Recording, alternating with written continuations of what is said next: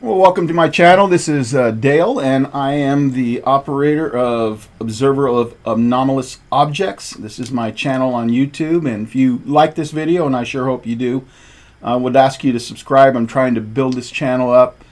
And so today we're going to talk about something that's so exciting. It's kind of controversial as well, but it's so exciting, and you would have to be living under a rock if you hadn't heard the story about David Grusch. I mean, he is brought out a fantastic story about aliens, about Crash Retrieval, about reverse engineering, and that's not really new, but what makes it so significant is who David Grusch is. I mean, he's an intelligence officer. In other words, he's in a position to know about this stuff. He's not just some guy off the street making a story up, some guy who claimed to be working for the intel community. He's been vetted. He's been vetted by Ross Coulthart, who is a reporter out of Australia, who's talked to him, I think, for over a year now, getting this interview and this story together. He was also vetted by News Nation. And so, like I said, this isn't just some guy off the corner or some guy down in his basement in his underwear making things up. The other thing that gives him more credibility is that there are high-ranking military members who are vouching for him. In fact, if you saw the article, you know there was, I think it was a general by the name of Gray who vouched for him. And one of the things that kind of pulled me on his side, and as far as his credibility goes, is that Lou Elizondo actually retweeted this story. And if you follow Lou at all, you know that he doesn't retweet that much. And so when he does, I mean, that speaks volumes. And so it sounds to me like Lou believes the guy. He believes he was in a position to know, and so he retweeted it. And so that, to me, also gives him credibility. Now, I warned this on Twitter. I warned that there would be people coming after this story broke who would be coming to try to tear it down. And we see that already. We see the guy I like to call, I don't like to use names anymore because I don't want to give him credibility and I don't want to give him publicity, but I just call him Pothole. And his initials are SG, and maybe you can make the connection between Pothole and his last name, because that's what he is. He is a pothole on our way to disclosure. He's just an irritant. That's what he is. The same guy, which if you've watched Military Witnesses of UFOs, Shannon put a video out where Pothole actually admitted that in the past he was a propagandist for the government. And my suspicion is that he is still a propagandist for the government, trying to keep us away from disclosure. I mean, at first, supposedly, he was seeking it, but now he's flipped sides. I mean, he's on the other side now, and it's pretty obvious, I think, to most of us, that he is an agent, a propagandist for those that do not want disclosure. Let's get back to David Grusch. Let me give you a quick picture of what he looks like. And so this is David right here. The gentleman who interviewed him is Ross Coulthart, and then here's a picture of it's the back of David. You can't really make him out, and then Ross right there. And so that's going to be the famous interview that's going to come out this Sunday at 9 o'clock Pacific time, excuse me, on News Nation, where Ross Coulthart is going to be interviewing him. And I heard that it would also be streaming on YouTube. And so you might want to check YouTube and see if you can't find it there as well. Let's go ahead and, excuse me, let's go ahead and look at his claims. Now, what I want to say is these are not new claims. These are not new claims. I'm going to go through them, but these are not new claims. What makes this story so powerful is who's making these claims. Like I said, everybody that has spoken about him so far has said that he's the real deal, that he's been vetted, like I mentioned. And so he was in position to know. I mean, somebody was commenting with me on Twitter and kind of arguing about this, and their point was, well, it'd be like me saying it. I said, no, it's like comparing a pea to a grapefruit. I mean, you're not even close. You're not in position to make these claims. You're just an average Joe, and this guy worked in the intel community, and like I said, he's highly respected. He's not disgruntled. He worked with him until last April, was my understanding. So this is a credible source. But the claims that he's made are ones that we've heard before, and I hear a little bit of frustration about that because I get it. It's not going fast enough. I mean, we're not getting to disclosure quick enough. And if you've seen my previous video, The Coming Storm, I mentioned the growing tension that's building in UAP Twitter and the UAP world, because some people are saying that disclosure will happen in 2023, and all I can say is this story is only going to make that worse. But I'm still going to hold to my guns. I'm still going to stick to my guns. I don't believe disclosure will take place in 2023. I don't believe it'll happen in the next 6 months. I think some good things are going to happen. I mentioned in that video that I thought whistleblowers would come out of the shadows. Well, that's exactly what David Grusch did. Not that I'm a prophet. I don't mean that. I mean, other people were saying it, and so I'm just repeating what I heard. But I said this would happen, that this is going to be the exciting things that we're going to see take place in 23, and this is a phenomenal story. But the things he mentioned was Crash Retrieval, that they have intact spaceships, and then they have parts of spaceships. And so reverse engineering, and the thing that was crazy about this, and I think a lot of us know this, but maybe some didn't, is that, you know, Russia has its own like Area 51. Not that he mentioned that, but the reason I bring that up is that's where a lot of people associated the reverse engineering going on because of Bob Lazar. And so Russia would have some version of that. It wouldn't be called Area 51, but he revealed that Russia and China also have reverse engineering programs as well. Now, the one that really I think is going to get a lot of attention, because this is the one that's been looked at with a lot of scrutiny, and that is the fact that he mentioned alien bodies. Because he was asked, are there any alien bodies? And he said, well, you know, anytime a craft crashes, you know, sometimes there's going to be pilots in them. And so he confirmed that there were alien bodies. And I know, man, that's going to make some people really, really upset. I mean, they want it basic and simple. They don't believe all of the conspiracy theories that are out there. And this is just going to probably drive them insane that this is brought into the discussion. Another thing he mentioned, and I think that most of us would agree with this, that there's been a massive misinformation campaign by our government to try to hide this secret. They've been doing it for well over 75 years. I think they were actually dating it back into the 1930s, if I remember right. The other one that kind of troubled me a little bit, and I kind of would like to hear more about it, because I want to think of the aliens as being benevolent. I want them thinking at least neutral. If they're not benevolent, let's have them be neutral. But he hinted, I think he even used the word malevolent,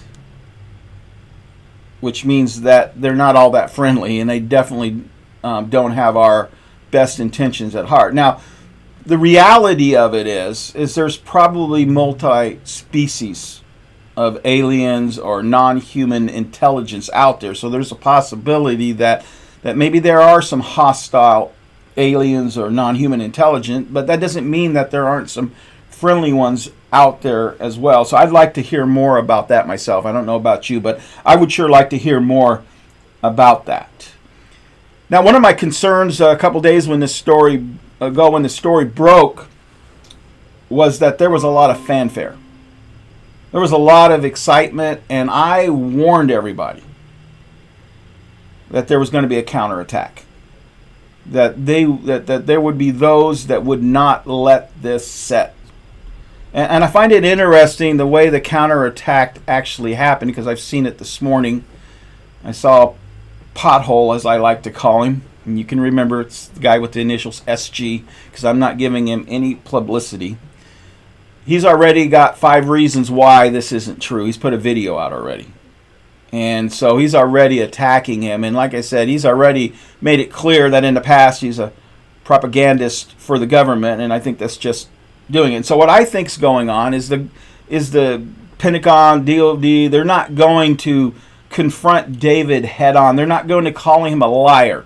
What they're going to do is allow their agents like Pothole and others to get out there and start trying to tear this story down.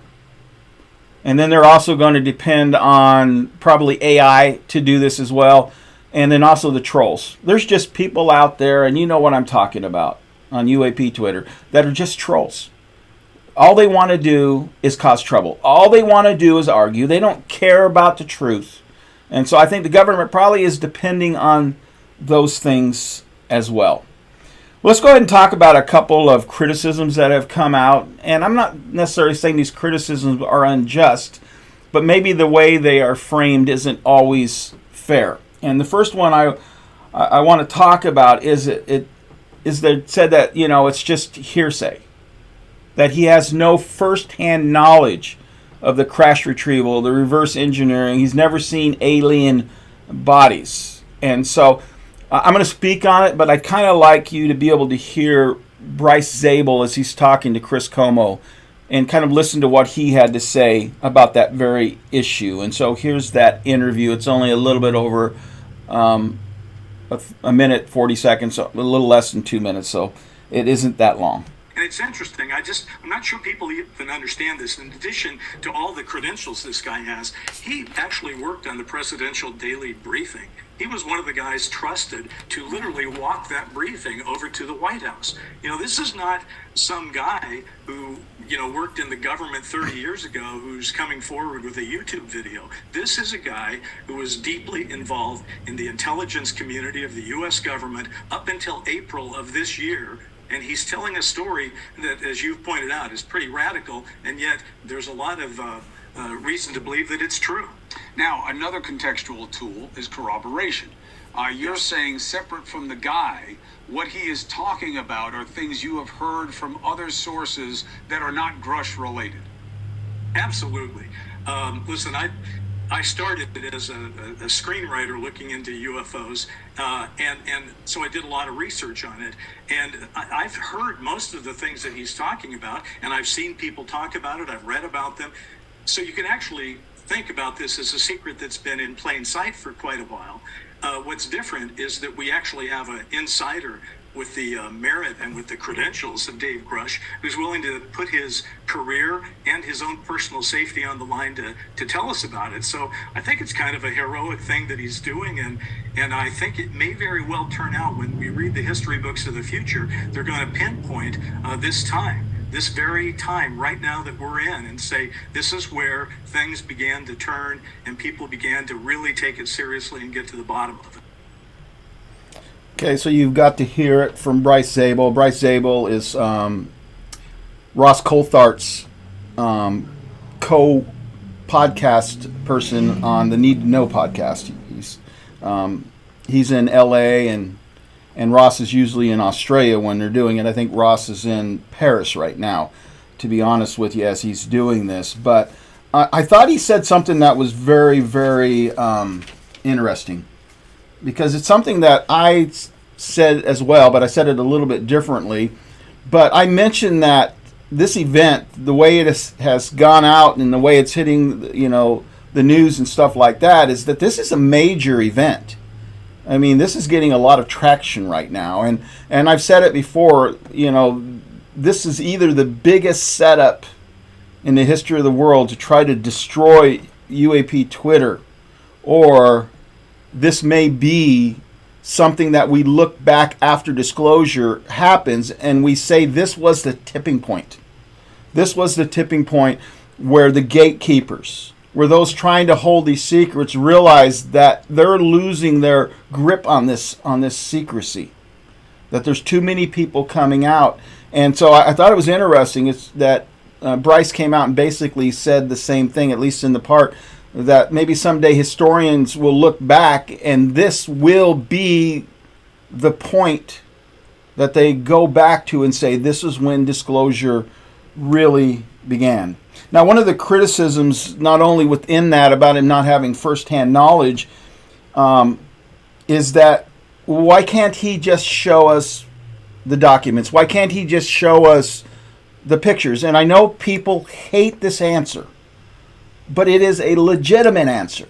The reason he cannot share the documents, the photos, if he has them, I don't know for sure he has the photos, but I know there is documentation, is because he would go to jail. And so far, David has done everything the right way. He even got permission from the government, which has blown a lot of people away, to be able to share this. And I think it was Bryce who said it, that he's got to walk right up to the line, but he can't go over it. Because if he goes over it, he's going to get arrested. He's going to be put in prison. And so he's been trying to give us enough information, but he can't go any further. And some people just say, well, it's just another story because we don't have any paperwork. We don't have any documentation. But got to understand that there's no way in the world that he can take classified documents and put them out without putting himself in great danger of going to prison. And then also the same thing will happen is the whole story will just bury. And so I'm going to get to what I think needs to happen right at the end. Another criticism that I heard one of the ladies on News Nation, Banfield, I think her name, I can't remember her first name, but anyway, her and this SETI scientist were laughing about it, about how, well, nobody could keep a secret that long. We're talking maybe back in the 1930s. Nobody could keep a secret like that. Well, all I can say is just look at the Manhattan Project. I was just researching that, and they have about 130,000 workers on that project, and it never leaked. It never leaked. And so I realized the time frame was much shorter, but that's not a good argument because we have the Manhattan Project. The other one is what Bryce said, is just, it's kind of the secret that's been in plain sight. The reason it's in plain sight is because people have been saying it over and over and over again, and nobody seems to want to believe it. I mean, nobody seems to want to believe it. I mean, I want you to think about this for a minute. I mean, it probably goes back earlier than Bob Lazar. And I know some of you watch and you may not believe Bob Lazar, and that's not really important to what I'm saying here. What I'm saying is, though, is that Bob Lazar in 1989 started talking about Crash Retrieval, said there were 9 alien spaceships at Area 51, and they were trying to reverse engineer it without having any luck. But what did people do? They laughed at it. They laughed at it. We've had other people come out and say the same thing. And what did people do? They laughed at it. And so Bryce is right. It's kind of a secret, big secret that's been in plain sight because no one will believe it. But here's why David Grusch is so important. He's not some guy from 30 years ago, not to take away from the guys 30 years ago, 50 years ago, or 60 years ago. We're talking about a guy that has been working in the intel community up until April. And so he is the real deal. His credentials are impeccable. Now you can choose whether to believe him or not believe him about the story, but he is who he says he is, and he worked where he said he was as well. Now, the other thing I liked that Bryce had said is that outside of David Grusch, he has independently corroborated that this stuff is taking place from people that have no connection to David Grusch as well. Now, one of the things I thought that was most compelling, and I'd love to see it further talked about, and it's really, really important, is that David Grusch made a complaint to the ICIG, which is the Intel Community Investigator General. And the ICIG said that this is urgent and credible. Urgent and credible. This is the Inspector General of the Intel community. To me, that's pretty compelling. And so the thing I want you to understand is, as we go back and we look at the 2023 NDAA, National Defense Authorization Act, you have to remember what the provision that was added into it.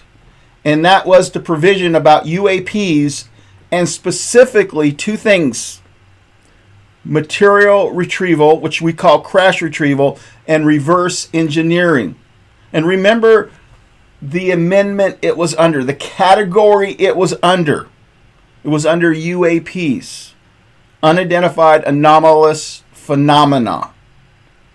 And so I said it before, and I'll say it again. It's because of people like David Grusch who have come forward that Congress is on the hunt. They're on the hunt for crash retrieval and reverse engineering legacy projects that are taking place.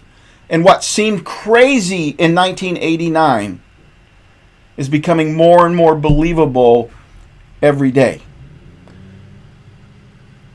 I don't know how you feel about this story. I know how I do. I feel pretty positive about it. There's a voice in the back of my head that's saying, watch out, this could be a setup. It could be a setup. I mean, this would absolutely devastate UAP Twitter if this turned out not to be true. But from everything I see, I believe it is. But what's it going to take? What's it going to take to get us to the finish line? How are we going to be able to know one way or the other whether these allegations are true or not? And I really believe the answer is Congress. Congress needs to weigh in on this. They need to say either David Grusch said this and gave this documentation, or they need to deny it and say they don't know anything about what this guy's talking about. One thing Congress cannot do, are you hearing me today? They cannot sit on the sidelines and say nothing. I mean, the worst thing they could do is sit on the sidelines and say nothing. And so, I don't know about you, but I know about me. I'm waiting for Congress. In fact, there was a petition that was put out by my friend Diego Diaz, where we were asking people to sign this petition to put pressure on Congress to come clean with the people of America, actually the people of the world. And so I hope you've enjoyed this video. There's other ones I wanted to make that I planned on making, but this was too big to ignore. This was the elephant in the room, and I knew I could not stay silent on it. Well, once again, I hope you enjoyed this video, and if you did, I'm asking you to subscribe. I'm trying to build this channel, and you can help do that. God bless and have a great day.